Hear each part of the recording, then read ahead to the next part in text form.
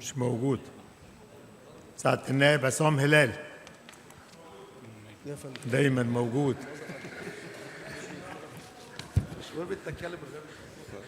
شكرا دولة الرئيس.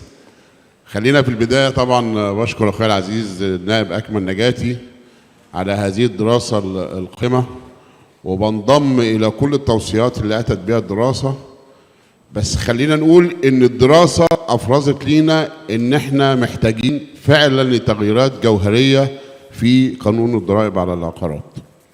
وخلينا نقول أي هدف لهذه أو الهدف الأساسي لهذه الضريبة هو المفترض إنه زيادة إيرادات الدولة، ولكن للأسف الشديد نظرا للتعقيدات الكبيرة والتهرب والبيروقراطية اللي موجودة حتى في الإجراءات، للأسف الشديد إيرادات الدولة منها كانت ضعيفة للغاية. فبالتالي احنا محتاجين تعديلات وتغييرات جوهرية وعمل توازن ما بين مصلحة المواطن وما بين مصلحة الحكومة في الضريبة، مع عدم الإخلال طبعا بالنمو الاقتصادي، لنصل للغاية المبتغاة من هذه الضريبة.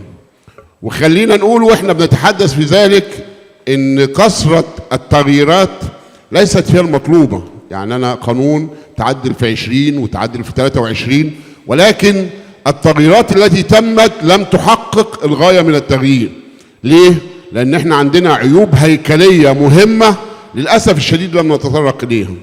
تقييم، التهرب، البيروقراطية والنظام، ولما نلجأ إلى النظام الحديث، كثير من الأمور محتاجين فيها تغييرات هيكلية.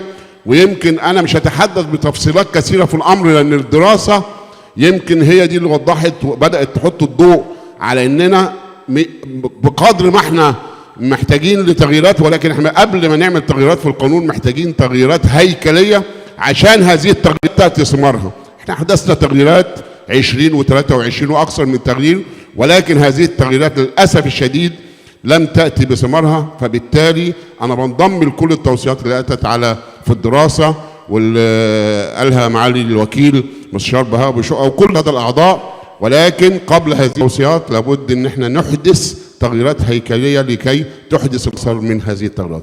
وشكرا فندم. شكرا جزيلا.